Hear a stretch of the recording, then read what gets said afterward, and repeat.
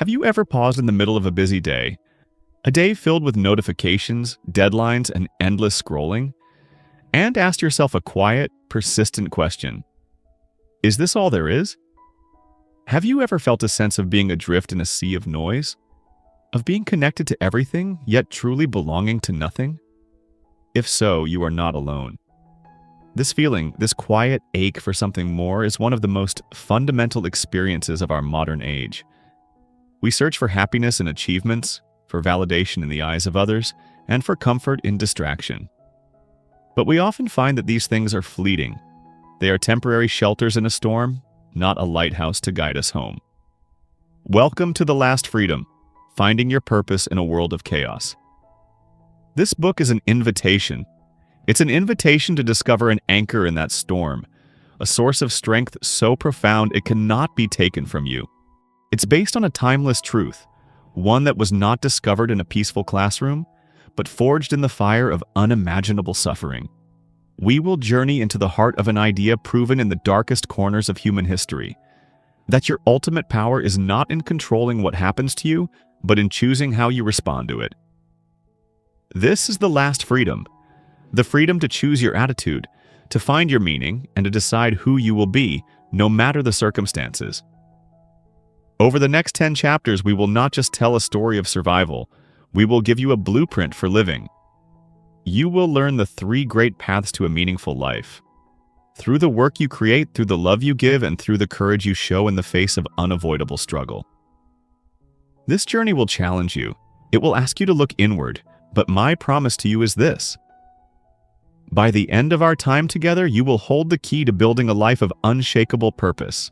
You will no longer be a passive passenger in your own life, but the one who charts the course. If you are ready to trade fleeting happiness for lasting meaning, if you are ready to find your why, then take a deep breath and let's begin. Chapter 1. The Noise and the Void. Surviving the Age of Distraction. The alarm on your phone goes off, not with a gentle chime, but with the specific, jarring sound you chose to force you out of sleep. Before your feet even touch the floor, your thumb is already moving. Unlocking the screen, a quick scan of overnight emails, a glance at the headlines, a mix of global crises, market fluctuations, and celebrity gossip.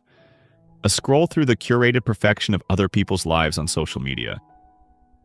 Within the first 5 minutes of your day, you have been inundated with more information, more opinion, and more social pressure than our ancestors would have encountered in a month.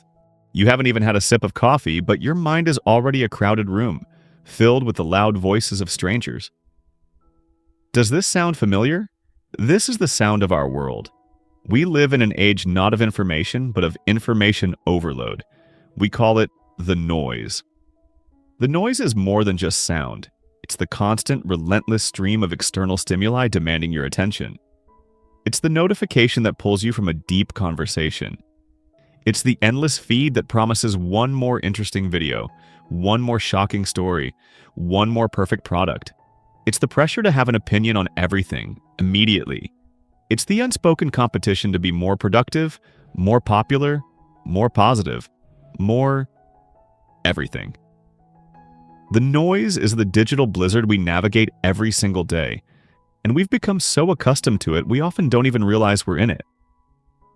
On the surface, this constant connection feels like progress. We have access to all of human knowledge in our pocket. We can speak to loved ones across the globe in an instant. But this hyperconnectivity has come at a cost. It has drowned out the one voice that matters most, our own. The noise is seductive because it's a powerful anesthetic. It numbs us to the deeper questions. It's easy to ignore a feeling of unease about your career path when you can lose yourself in a political debate online. It's easy to avoid the quiet ache of loneliness when you can scroll through the highlight reels of 1,000 friends. The noise keeps us busy, and busy, we tell ourselves, is the same thing as purposeful. But it isn't. What happens when the noise stops? Think about it, that moment when the Wi-Fi cuts out, a long drive through an area with no cell service, the quiet of your home late at night after everyone else is asleep. In these moments of forced silence, something else emerges, a different kind of feeling, a kind of emptiness. We call this the void. The void is the modern term for what the great psychiatrist Viktor Frankl, whose wisdom forms the bedrock of this book, called the existential vacuum. It is the deep, unsettling feeling that despite all our activity, our lives lack a fundamental sense of meaning. It's the hollowness that the noise so effectively helps us ignore. For centuries, the sources of meaning were largely prescribed for us. Tradition, community, faith, and clearly defined social roles gave people a why. They provided a map for life. But in our modern world, we have more freedom than ever before. We have the freedom to choose our career, our beliefs, our identity, our partners. This freedom is a wonderful gift, but it can also be a heavy burden. With no pre-drawn map, we are each tasked with the immense responsibility of drawing our own, and many of us were never taught how to be a cartographer of our own soul. So we float. We drift from one job to the next, one relationship to the next, one distraction to the next, hoping to stumble upon a feeling of purpose. We chase happiness, believing it's a destination we can arrive at if we just get that promotion, buy that house, or reach that goal. But happiness, as we'll come to see, is a byproduct, not a goal. It's the shadow cast by a meaningful life, not the substance itself. Chasing the shadow only leaves us feeling more empty, more lost in the void. This is the great paradox of our time. We are surrounded by the noise, yet we feel the void. And here is the dangerous truth. The noise and the void exist in a toxic, symbiotic relationship. The more we feel the emptiness of the void, the more desperately we seek distraction in the noise. And the more we immerse ourselves in the noise, the less equipped we are to face the silence and do the difficult inner work of finding our meaning. It's a self-perpetuating cycle. We are like starving people gorging on candy.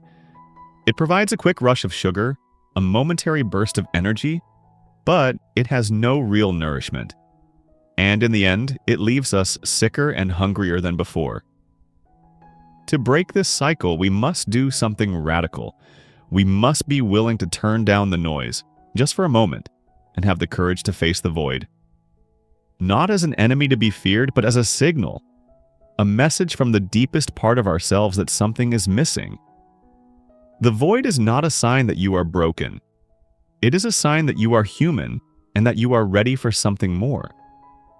The purpose of this book is not to offer you another distraction. It is not another piece of noise promising a quick fix for your life. Instead, it is a guide to help you sit in the silence and listen. It is a map to help you navigate the void and discover the rich landscape of meaning that lies within it. The journey begins with a single foundational idea. It's the discovery of a space. A quiet, powerful space that exists inside you, a space the noise cannot touch. It is the space between what happens to you and how you choose to respond. In that space lies your growth. In that space lies your power. In that space lies your last and greatest freedom. In our next chapter, we will find that space together. Chapter 2, The Last Human Freedom, the Unshakable Power of Choice. Imagine for a moment you're standing on a train platform. It's cold. You're tired. Suddenly, someone rushes past, shoving you hard and knocking your bag from your shoulder.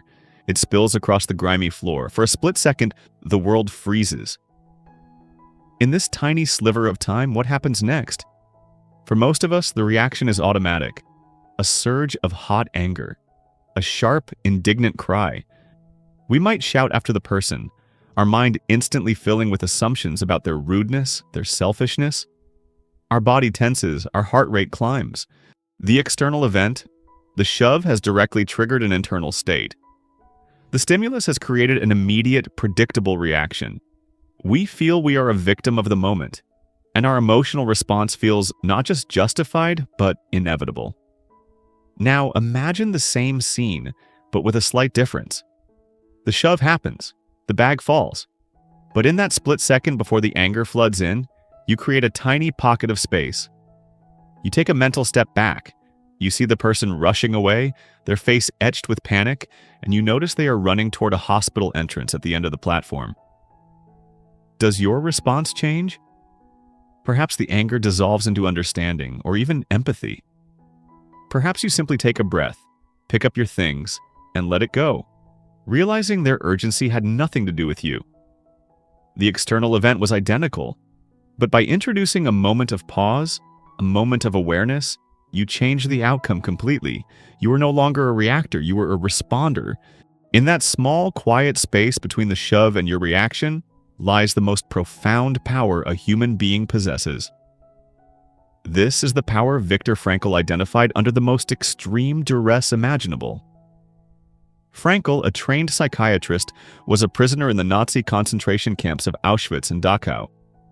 There, he and his fellow prisoners were systematically stripped of everything that defines a person. Their homes, their careers, their possessions, their names, replaced by a number.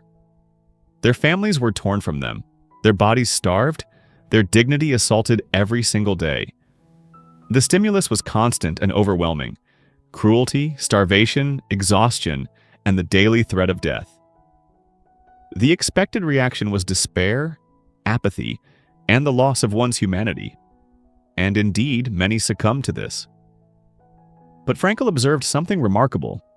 He saw that some prisoners, despite facing the exact same horrific conditions, behaved differently.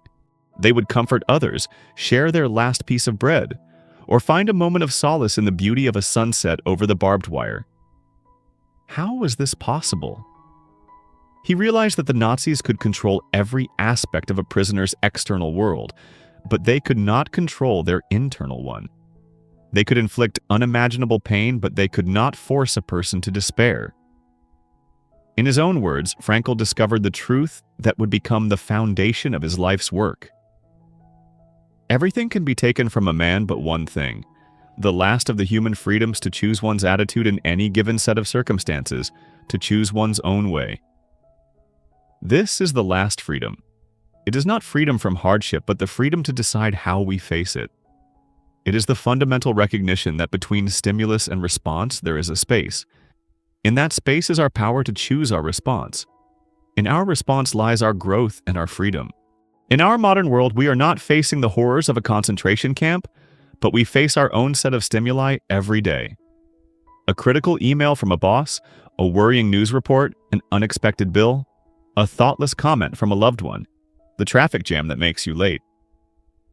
Our default setting, conditioned by years of habit and accelerated by the instantaneous nature of the noise, is to collapse this space. The stimulus hits and we react. The email triggers defensiveness. The news triggers anxiety. The comment triggers hurt.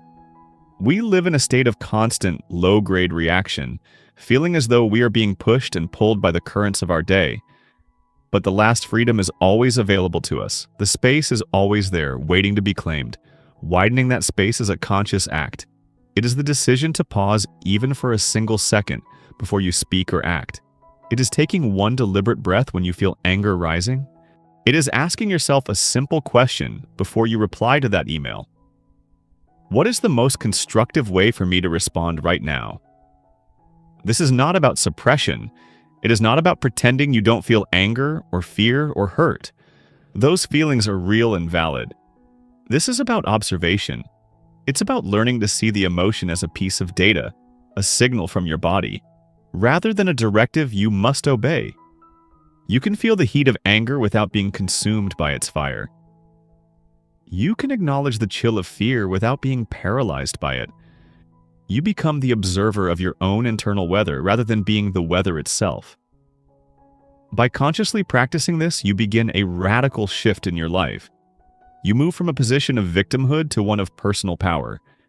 You realize that while you may not be able to control the economy, the traffic, or what other people say and do, you are always in control of your response. This is the true source of resilience. Resilience is not the absence of difficulty. It is the strength cultivated in that space between stimulus and response. So, the next time you feel that automatic reaction bubbling up, that flash of frustration, that sting of criticism, try this. Pause, take one deep breath. Create that sacred space. In that moment, you are reclaiming your power. You are accessing your final, unbreakable freedom. You are not just surviving the chaos of the world. You are learning to stand at its center, calm and in command of the only thing you can ever truly own: your own mind. This freedom, This power of choice is the key. But what do we do once we've claimed it? What do we choose? We choose to face our reality no matter how bare or frightening it may be. And it is there, in that confrontation, that we begin to forge our meaning. Chapter 3. Stripped Bare. Confronting your personal abyss. Think about how you introduce yourself. Perhaps you say, I'm a software engineer, or I'm a parent, or I'm a marathon runner. We wear these labels like comfortable clothes. They are the roles, achievements, and relationships that give us a sense of identity. They are the scaffolding upon which we build our sense of self. Our career provides a feeling of competence and contribution. Our family, a sense of love and belonging. Our possessions, a measure of security and success. Our health, the foundation of our daily energy. Now, imagine this scaffolding being dismantled piece by piece. Imagine you lose your job. The title, the income, the daily routine, the identity of professional all gone. Then imagine a relationship you cherish begins to crumble. The sense of partnership and connection evaporates. Then a financial crisis hits, and the security you built vanishes. Finally, imagine you receive a health diagnosis that takes away your physical strength, your energy, your very ability to engage with the world as you once did. Who are you now?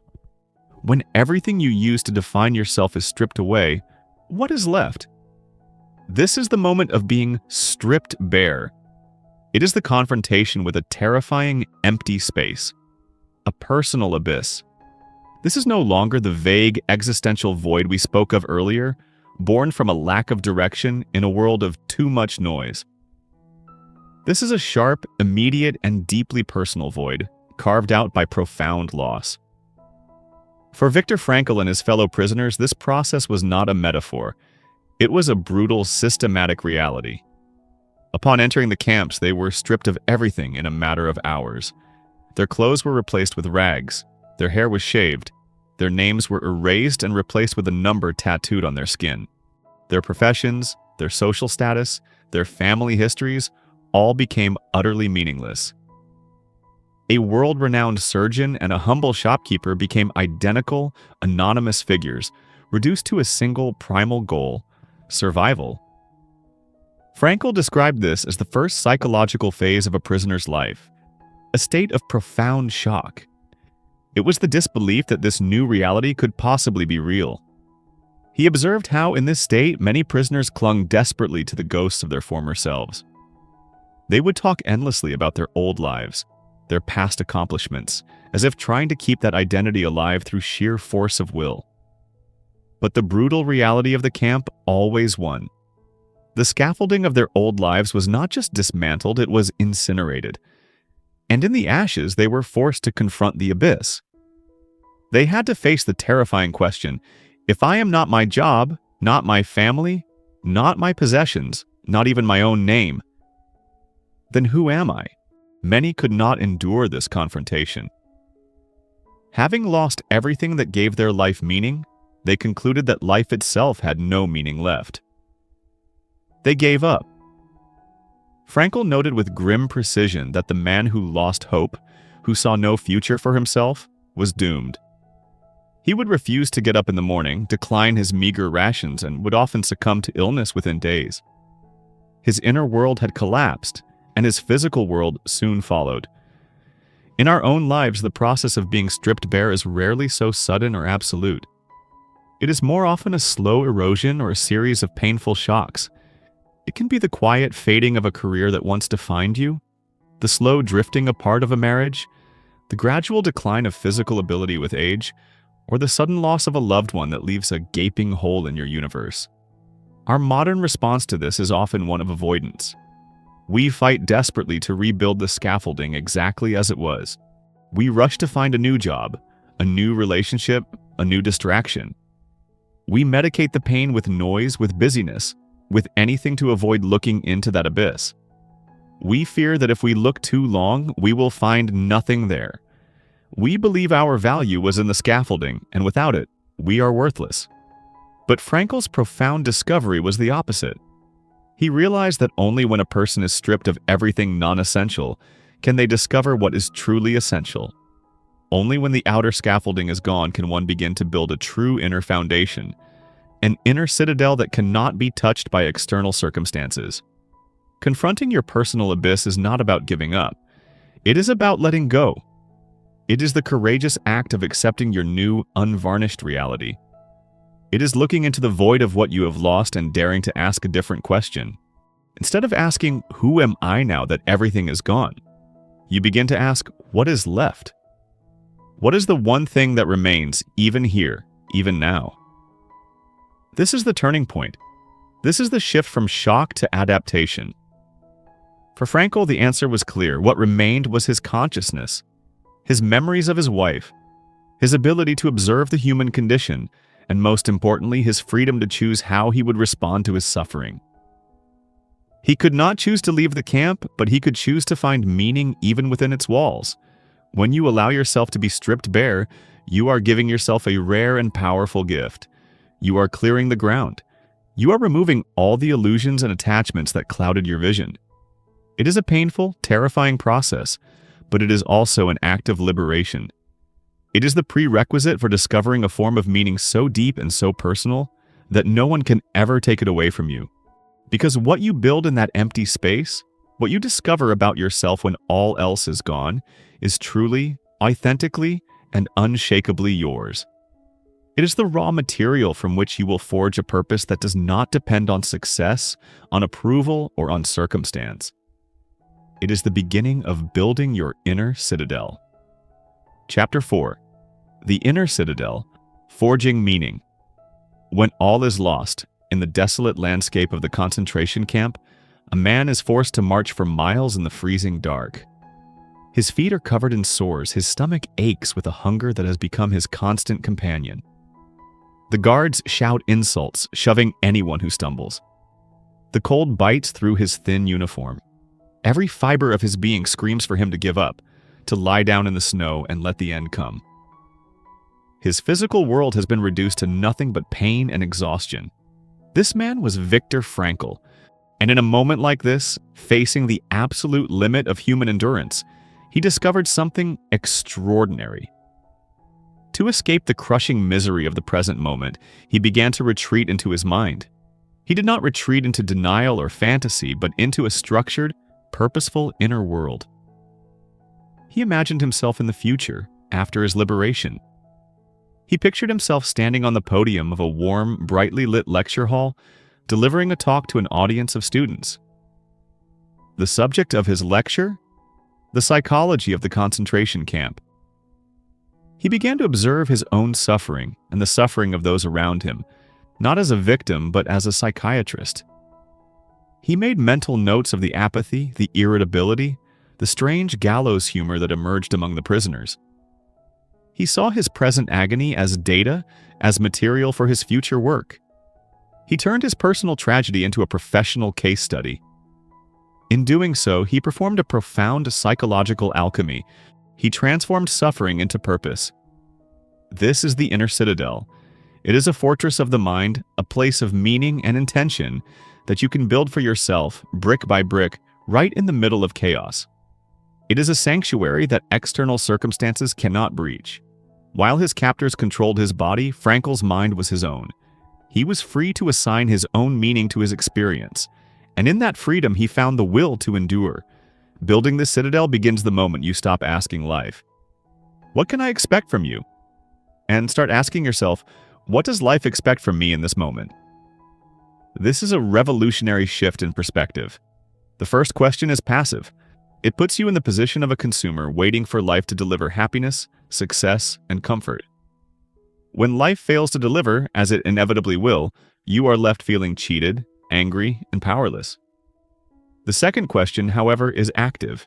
It is creative. It positions you as a responder, a protagonist. It implies that every situation, no matter how dire, is presenting you with a task, a challenge, a call to action. Meaning is not something you find in the world, like a hidden treasure. It is something you forge through your response to the world. So, how do we forge it? How do we lay the bricks of this citadel? We do it by finding a why. Frankl often quoted the philosopher Friedrich Nietzsche, "He who has a why to live for can bear almost any how." This why is the cornerstone of the inner citadel. For Frankl in the camps, he had several. One was the intense love he held for his wife. He would have long, intricate conversations with her in his mind, imagining her smile, hearing her voice. The thought of seeing her again was a powerful beacon, a reason to survive one more day, one more hour.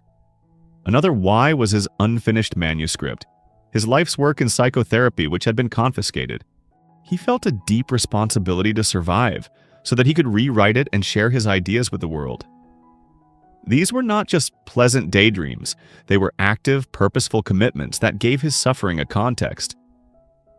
The misery wasn't meaningless. It was the price he had to pay to hopefully be reunited with his wife and complete his mission.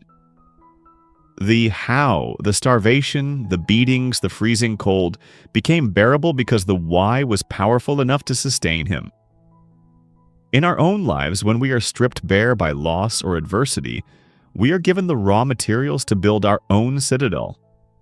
When you lose a job, the pain is the how. The why might be the opportunity to finally pursue a career that aligns with your values, or the chance to prove your resilience to yourself and your family. When a relationship ends, the heartbreak is the how. The why might be the responsibility to heal and become a more whole person, so that you can love better in the future. The bricks of the citadel are the small, conscious choices you make every day. You can't control the storm raging outside, but you can control the climate inside. You can choose to find a small moment of beauty, as Frankl did in a sunset. You can choose to show a moment of kindness to someone who is also struggling, as prisoners did when sharing bread. You can choose to hold on to a vision of a better future, not as a form of escapism, but as a source of direction and strength. Building the inner citadel is not about ignoring reality. It is about engaging with reality on your own terms. It is the understanding that your life's meaning is not determined by the size of your house or the title on your business card. It is forged in the quality of your character, in the courage of your choices, and in the love you hold in your heart. These are the treasures that are stored within the citadel walls. When everything else is gone, this is what remains. It's the conviction that your life has a unique purpose, a task that only you can fulfill. It may not be a grand, world-changing mission.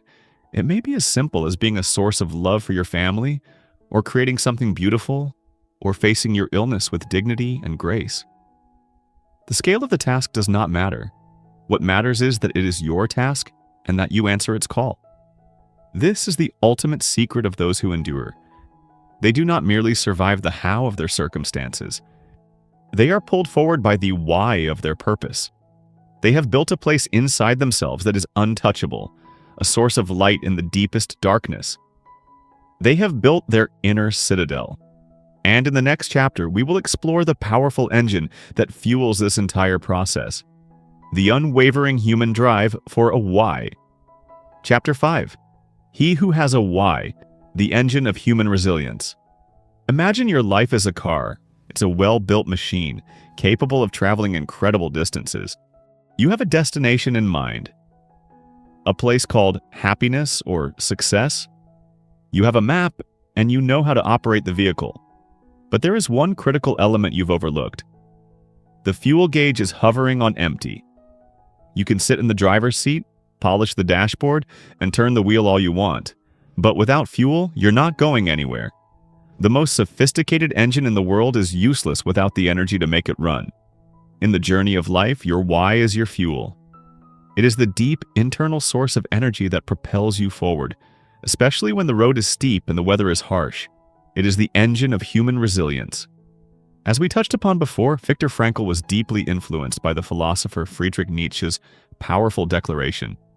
He who has a why to live for can bear almost any how. This isn't just an inspirational quote to be stitched onto a pillow. It is one of the most fundamental and practical truths of human psychology.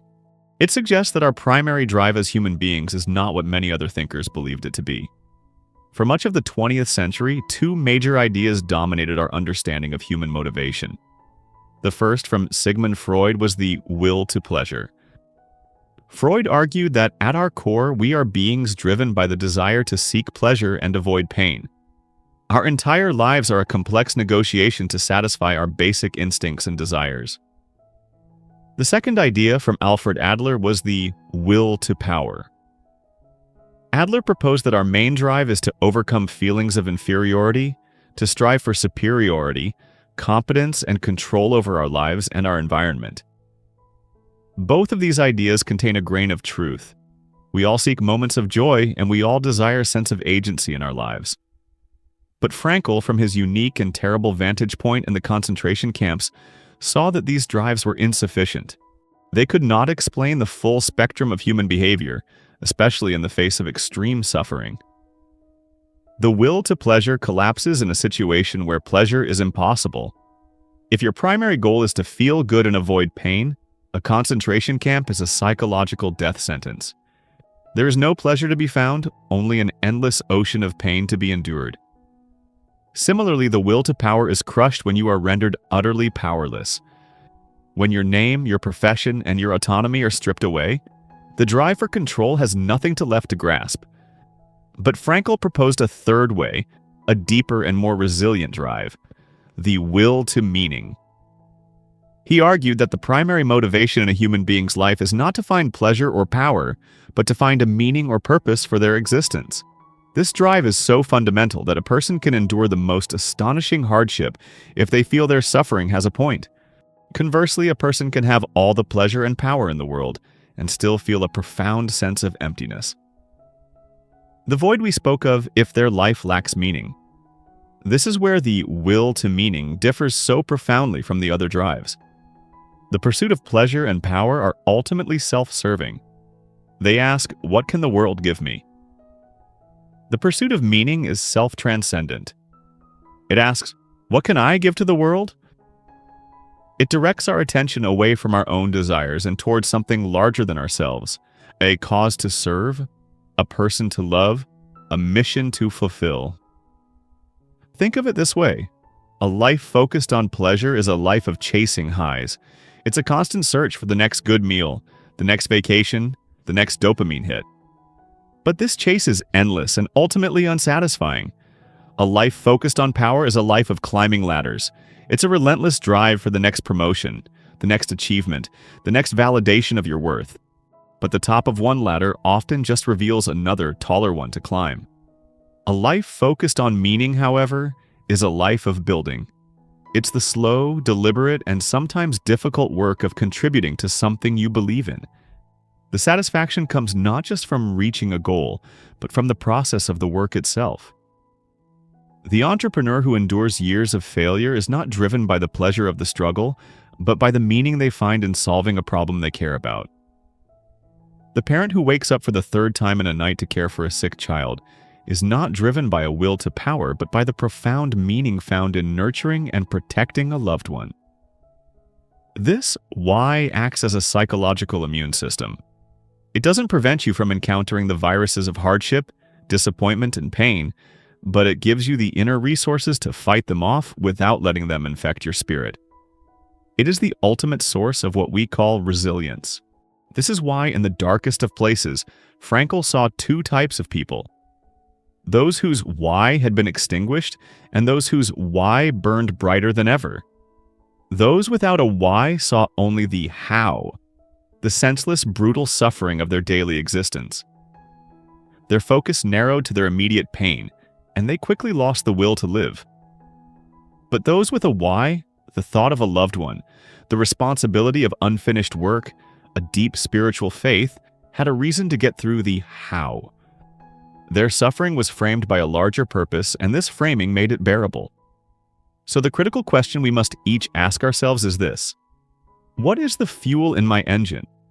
Am I running on the cheap, temporary fuel of pleasure seeking?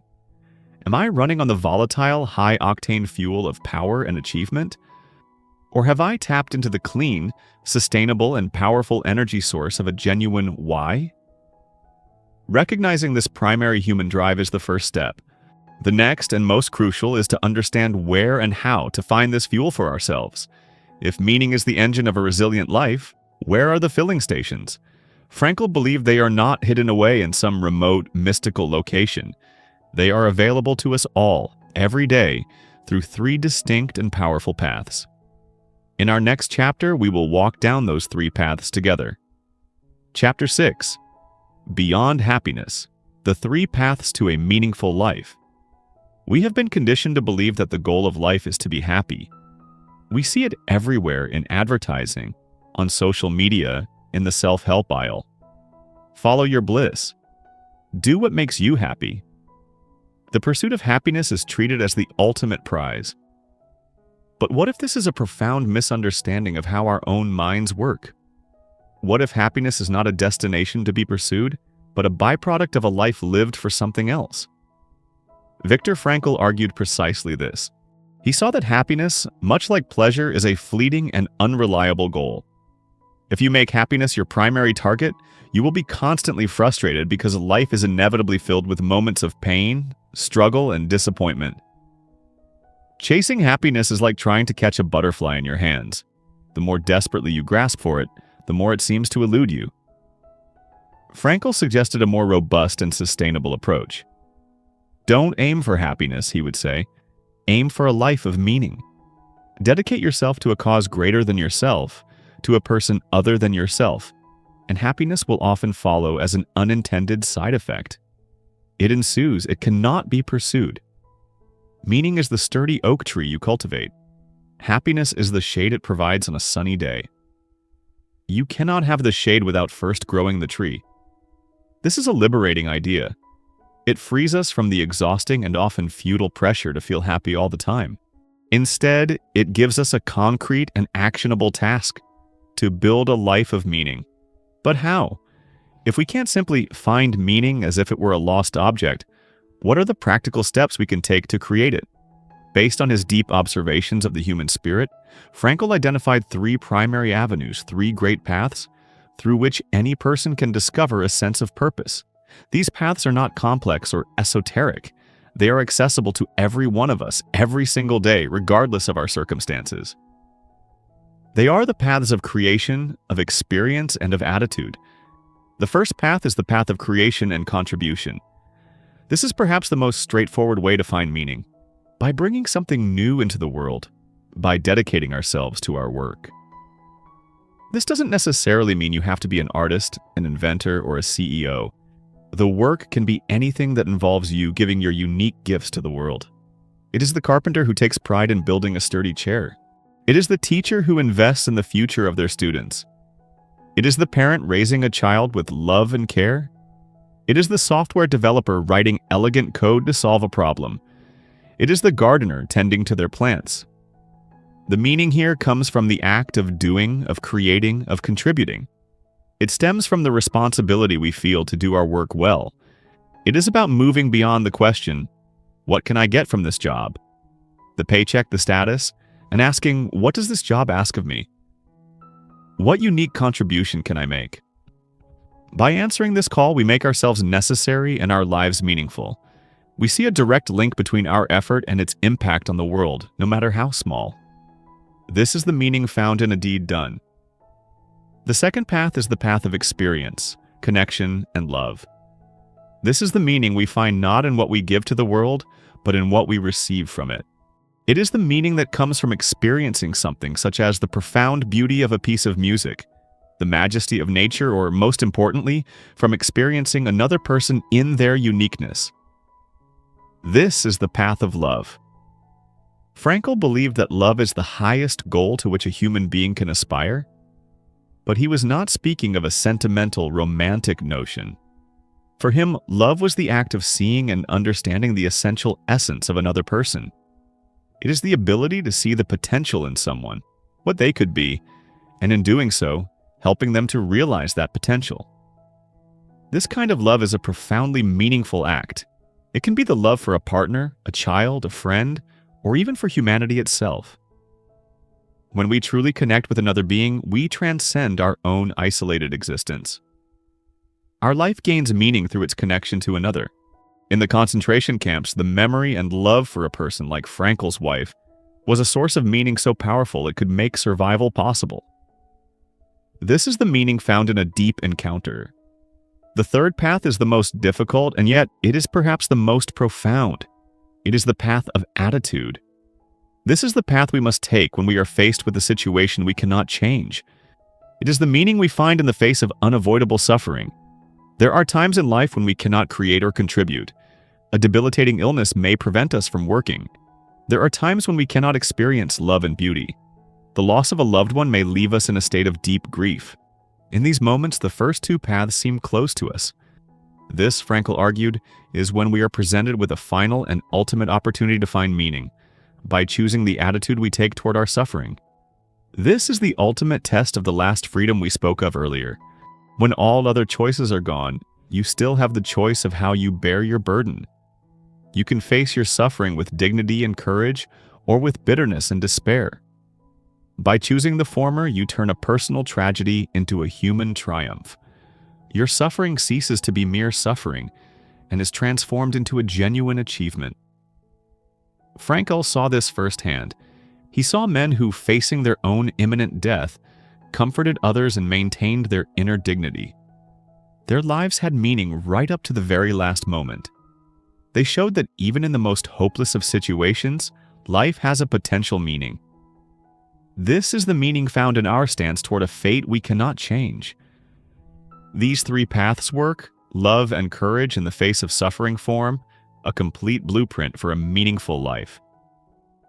They show us that meaning is always available, in every moment. If you can work, you can find meaning in contribution. If you can love, you can find meaning in connection. And if you can do neither, you can always find meaning in the attitude you choose. Your life is constantly asking you questions. The three paths are your way of answering. In the chapters that follow, we will explore each of these paths in greater detail, learning how to walk them with intention and purpose in our own chaotic world. Chapter 7. The Meaning of the Mission. Finding purpose in your work. Let's begin with a simple and perhaps uncomfortable question. Why do you work? For many, the honest, immediate answer revolves around necessity. To pay the bills. To support my family. Because I have to. These answers are valid and true. Work for most of us is fundamentally linked to our survival and security. But if this is the only reason we work, we are leaving one of life's most potent sources of meaning untapped. We are treating a potential mission as a mere transaction. This is the difference between having a job and having a calling. A job is something you do for a paycheck. A calling is something you do because you feel it is your unique contribution to the world. The task itself might be identical. The difference lies entirely in your approach, in the why behind your what. This brings us to the first great path to a meaningful life, the path of creation and contribution. This is the meaning we forge through our deeds, through the active engagement of our skills and talents, in the service of something beyond our own immediate self-interest. Viktor Frankl saw this as the most common and direct way people experience purpose. It is the tangible result of our efforts, the mark we leave on the world, however small. Consider the classic parable of the three bricklayers. A traveler comes across three men working on a construction site, all doing the exact same task, laying bricks. He asks the first man, "What are you doing?" The man sighs, wipes sweat from his brow, and grumbles, "I'm laying bricks." He asks the second man the same question. The man replies with a sense of duty, "I'm building a wall." He then approaches the third man, who is working with a focused energy and a hint of a smile. "And what are you doing?" the traveler asks. The man looks up, his eyes shining, and says, "I'm building a cathedral." All three men had a job, but only the third man had a mission. He had connected his small, repetitive, and perhaps tedious task to a larger, transcendent purpose. His work was infused with meaning because he understood its ultimate why. He wasn't just stacking stones. He was contributing to a place of worship, a center for the community, a structure that would stand for centuries. How do we move from being the first bricklayer to the third? It begins with a shift in our guiding question. Instead of asking, "What can I get out of my work?" we must start asking, as Frankl suggests, "What does my work ask of me?" This question transforms our role from a passive taker to an active giver. It frames our work not as a burden, but as a responsibility. Responsibility, in Frankl's view, is the very essence of a meaningful life. He believed that the meaning of our life is not something we invent, but something we detect. It's a task waiting for us, a question that life is posing. Our work is one of the primary ways we answer that question. Each of us, with our unique combination of skills, experiences, and passions, is uniquely suited to perform certain tasks that no one else can. The challenge is to identify and embrace that responsibility. This doesn't mean everyone needs to quit their job to become a doctor or social worker. Meaning is not inherent in a job title. It is inherent in the attitude and intention we bring to the job. You can find profound meaning as a janitor who sees their mission as creating a clean and safe environment for people to thrive. You can feel utterly empty as a high-powered CEO who sees their work only as a means to accumulate wealth. The question is not what do you do, but for what purpose do you do it? To find your mission within your work, start by looking for the cathedral. Zoom out from your daily tasks and look for the bigger picture. Who are you serving? What problem are you helping to solve? How does your small contribution fit into the larger whole? A customer service representative isn't just answering calls. They are helping people resolve frustrating problems and restoring their faith in a company. An accountant isn't just crunching numbers. They are providing the clarity and order that allows a business to grow and create jobs. Second, focus on excellence for its own sake. When you dedicate yourself to mastering your craft, to doing the best job you possibly can, you infuse your work with dignity. The act of creation itself becomes a source of meaning. You are bringing order to chaos, quality to mediocrity. This internal standard of excellence is a powerful source of self-respect and purpose, independent of external rewards like praise or promotions. Finally, recognize that your work is not limited to your paid employment. It is the sum of all your creative contributions. It is how you manage your home, how you volunteer in your community, the art you create, the garden you tend, the support you offer to a friend starting a project. Any area where you are actively giving your talents to the world is part of your mission. The beauty of this path is its immediate accessibility. You don't have to wait for a perfect set of circumstances to begin. You can start today, right where you are. You can choose to see your current job not as a dead end, but as a training ground. You can choose to find one aspect of your work where you can increase your contribution, take on more responsibility, or help a colleague. By taking these small, deliberate actions, you begin to lay the bricks of your own cathedral. You transform the daily grind into a daily mission, and in doing so, you build a powerful and enduring pillar of meaning in your life. Chapter 8. The Meaning of the Other. Finding Purpose in Connection and Love. There is a moment in Viktor Frankl's account of the concentration camps that is both harrowing and profoundly beautiful. He is on another pre-dawn march to a work site, stumbling through the frozen darkness, his mind and body numb with pain. His thoughts, as they often did, drifted to his wife. He wasn't sure if she was alive or dead, but in his mind she was vividly present. He began to have an internal conversation with her. He saw her smile, he felt her presence, he heard her answering him. And then, a thought pierced through his consciousness with the force of a revelation. He wrote, "For the first time in my life, I saw the truth as it is set into song by so many poets, proclaimed as the final wisdom by so many thinkers. The truth that love is the ultimate and the highest goal to which man can aspire."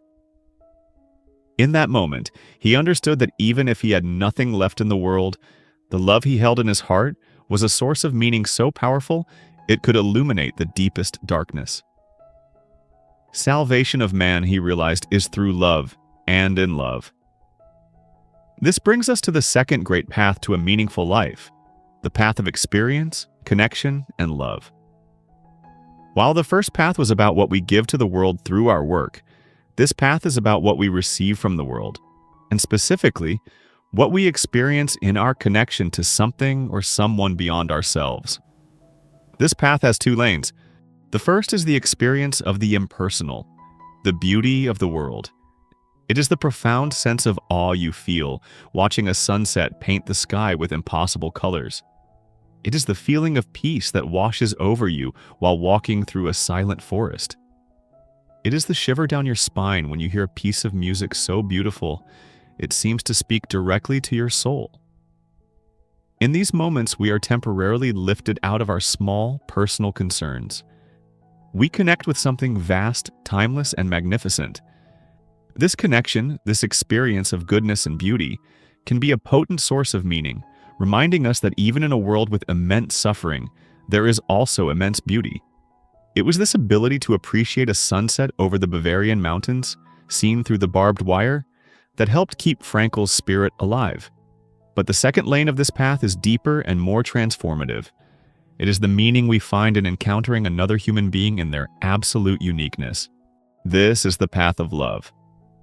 In our modern transactional world, we often treat relationships as a means to an end. We ask, what can this person do for me? How do they make me feel? Do they meet my needs? This is a self-centered approach to connection. Frankl proposes a radically different, self-transcendent view of love. For him, a loving act is not about what you get, but about what you see. To truly love another person is to see beyond their physical form, beyond their personality quirks, beyond their flaws. It is to grasp the essential core of their being. It is to see the potential lying dormant within them, the person they are capable of becoming. Frankl believed that by seeing this potential, by holding this vision for them, we can actually help them achieve it. Love in this sense is not a passive feeling. It is an active, creative force. It is the act of enabling another person to actualize their best self. Think of a teacher who sees a spark of brilliance in a struggling student and refuses to give up on them. Think of a manager who sees leadership potential in a shy employee and mentors them. Think of a friend who, when you are lost in self-doubt, reminds you of your strength and courage. Think of a partner who believes in your dreams even more than you do. This is the creative power of love. It is one of the most meaningful acts a human being can perform. This kind of love creates a powerful why. In the camps, the thought of being reunited with a loved one was a primary reason for many prisoners to endure the unendurable. The love wasn't just a warm memory. It was a responsibility. It was a reason to stay alive, to not give up hope. It gave their suffering a purpose. I must survive this for them. This demonstrates that our most profound sources of meaning often lie outside of ourselves. Our lives become meaningful to the extent that they are dedicated to the well-being of another.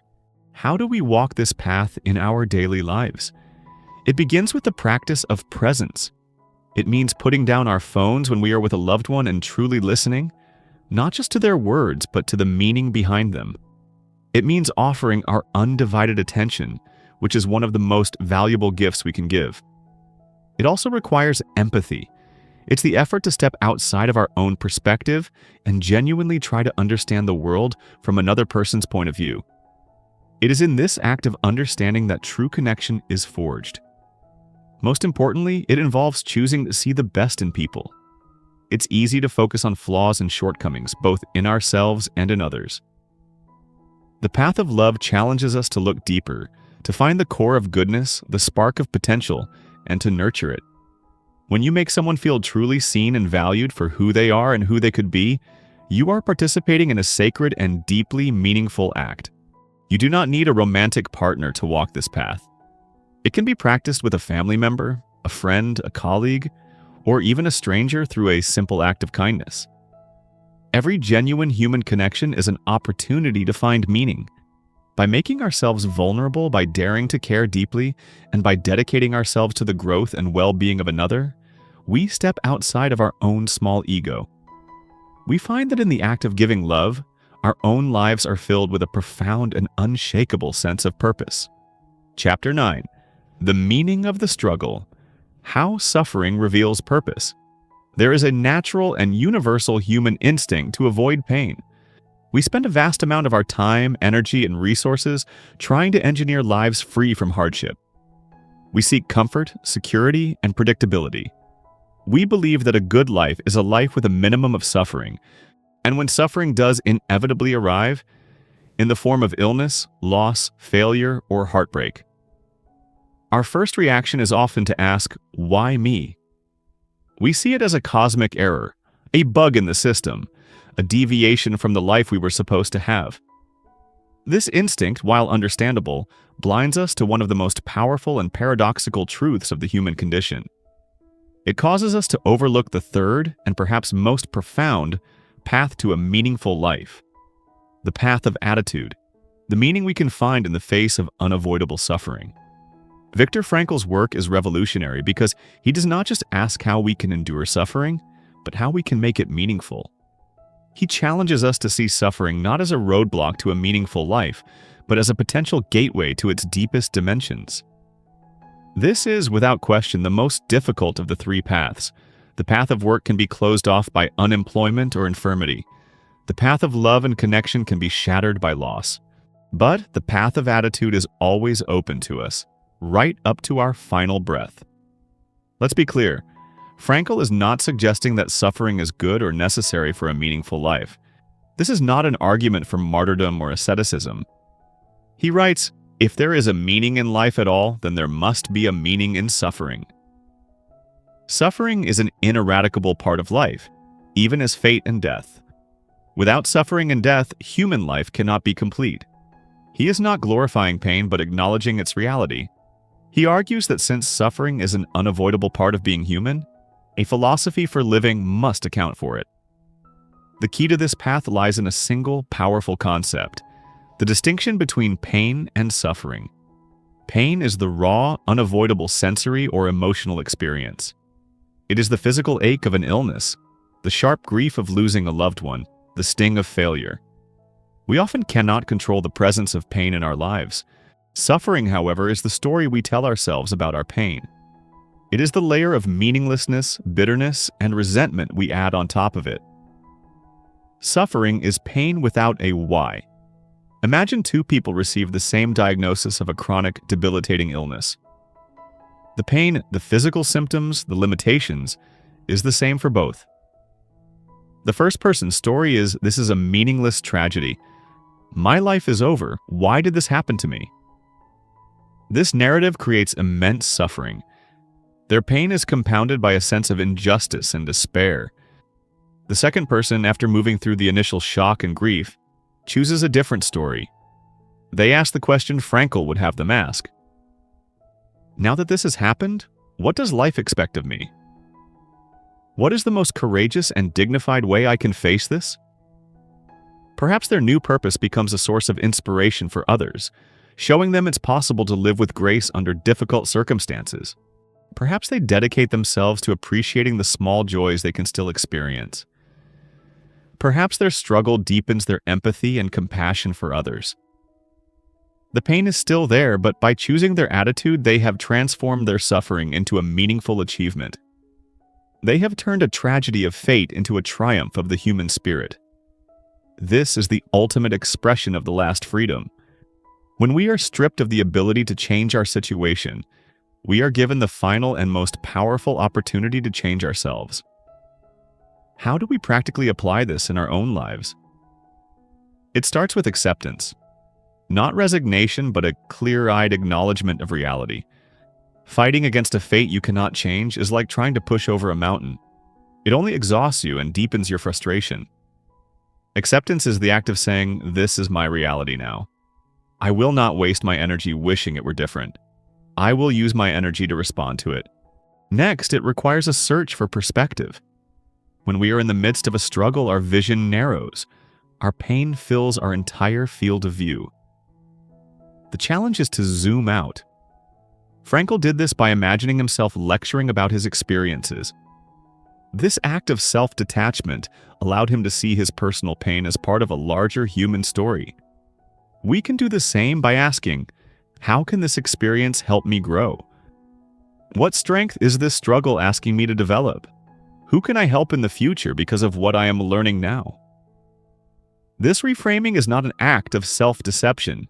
It is an act of creative will. It is the choice to be the author of your own meaning, rather than the victim of your circumstances. A business failure can be framed as a catastrophe or as a painful but invaluable lesson in resilience and humility. The end of a long-term relationship can be framed as the end of my life or as the start of a new chapter of self-discovery. Like Kate, the frame you choose determines whether you suffer or grow. This path asks the most of us. It requires immense courage, humility, and strength. But it also offers the greatest reward, a sense of purpose that is truly unbreakable. If your meaning comes from your work, it can be threatened by failure. If your meaning comes from a relationship, it can be threatened by loss. But if you can find meaning in the way you face your struggles, then your purpose is untouchable. It cannot be taken from you by any external force.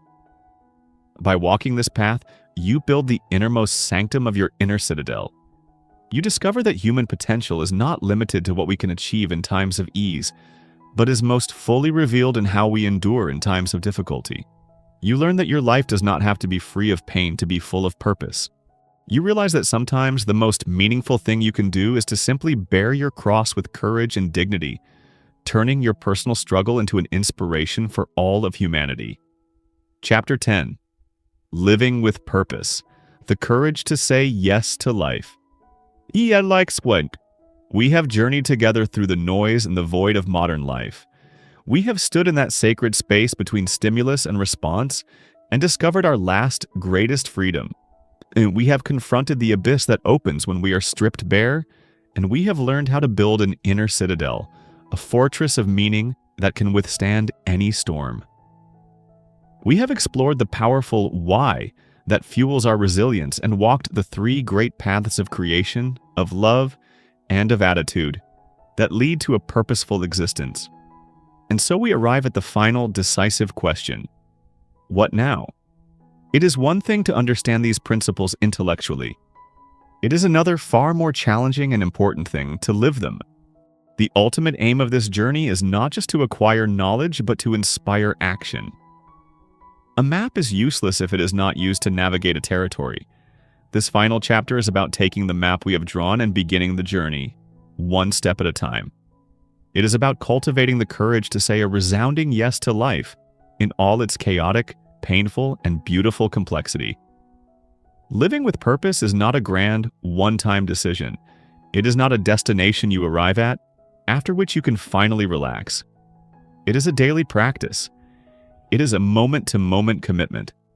Frankl called this the tragic optimism, the ability to remain optimistic in spite of the tragic triad of human existence: pain, guilt, and death. It is an optimism that says yes to life, not by ignoring its dark side, but by finding meaning within it. So, how do we practice this courageous yes each day? It comes down to cultivating three essential habits: the habit of awareness, the habit of responsibility, and the habit of self-transcendence. First, the habit of awareness. This is the foundation. You cannot choose your response if you are not aware that you have a choice. This is the practice of widening that space between stimulus and response. It begins with the simple act of pausing. Before you react to a frustrating email, pause.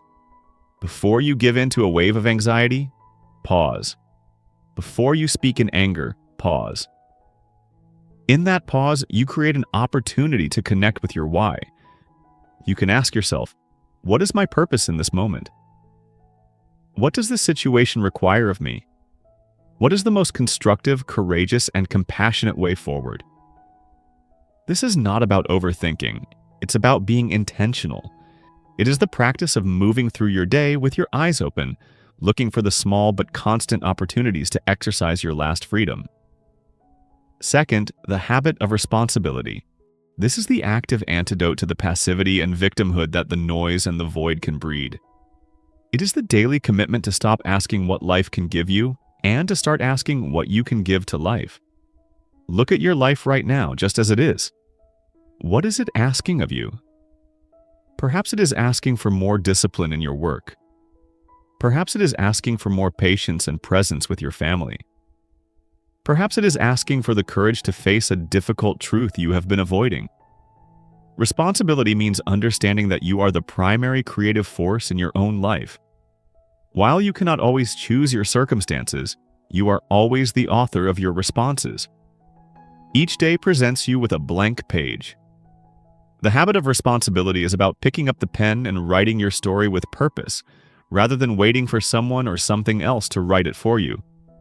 It means taking ownership of your tasks, your relationships, and your attitude.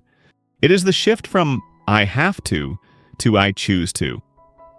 Finally, and most importantly, the habit of self-transcendence. Frankl's most profound insight was that human beings are at their best, their most actualized when they forget themselves. Meaning, he insisted, can never be found by looking inward in a self-absorbed way. It is always found by directing ourselves towards something or someone outside of ourselves. The more one forgets himself by giving himself to a cause to serve or another person to love, the more human he is and the more he actualizes himself. This is the ultimate antidote to the void. The emptiness we feel is often a symptom of being too focused on ourselves, our happiness, our problems, our desires. The habit of self-transcendence is the practice of intentionally shifting that focus outward. Ask yourself every day, who can I help today? What can I contribute? What small act of kindness or creation can I bring into the world? It could be mentoring a junior colleague at work. It could be truly listening to a friend who is struggling. It could be creating a beautiful meal for your family. It could be picking up a piece of trash on the street. The scale of the act is irrelevant. What matters is the orientation, the shift from me to we, from getting to giving. It is in these moments of self-forgetfulness that we paradoxically find our truest selves. Living a life of meaning is not about being perfect. It is about being present. It is about being courageous.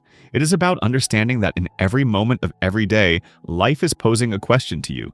Through your work, through your love, and through your suffering, you are giving your answer. The journey we have taken together through these chapters is not the end. It is the beginning. The world will continue to be a place of noise and chaos. You will continue to face challenges, setbacks, and pain. But you are no longer adrift. You now hold the compass. You have the map. You know where to find the fuel. The last freedom is yours. The inner citadel is yours to build. The mission is yours to discover. The choice in this moment and in every moment that follows is yours. Say yes. Our journey together is coming to an end, but yours is just beginning. We started in the noise and the void of our modern world, feeling adrift in a sea of distraction. We discovered that within us lies an untouchable space, the last human freedom, the power to choose our response in any circumstance. We learned that even when life strips us bare, we have the capacity to build an inner citadel, a fortress of meaning fueled by a powerful why. We have walked the three great paths: the path of creating and contributing through our work, the path of finding connection and purpose through love, and the most challenging path of all, finding meaning in the courage with which we face our struggles. The wisdom of Viktor Frankl, forged in fire, teaches us a simple, profound truth. Life is not about the pursuit of happiness. It is about the pursuit of meaning. Happiness is the warmth you feel when you are stoking the fire of your purpose, not the fire itself. Now, the question life was once asking Viktor Frankl in a concentration camp, it now asks of you in your car, in your office, in your home. It asks, what do you choose? Will you choose to remain a passive reactor to the chaos of the world? Or will you become the active author of your response? Will you choose to numb the ache of the void with more noise? Or will you have the courage to listen to what that emptiness is telling you? Will you choose to see your work as just a job, your relationships as mere transactions, and your struggles as meaningless tragedies? Or will you choose to see your life as a mission? Will you choose to see love as your highest calling?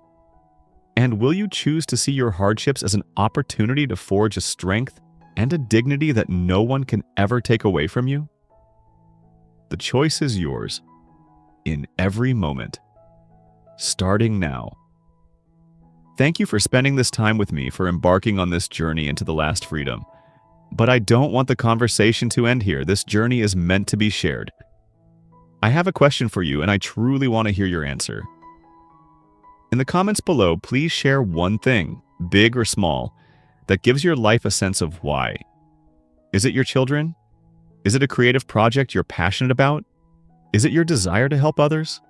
By sharing your why, you not only solidify it for yourself, but you may just inspire someone else who is struggling to find theirs. If this book has resonated with you, please like this audiobook so that more people can find it. And subscribe to this channel for more content that helps you navigate the chaos and build a life of purpose. Your life is waiting for your answer. Go and give it a great one.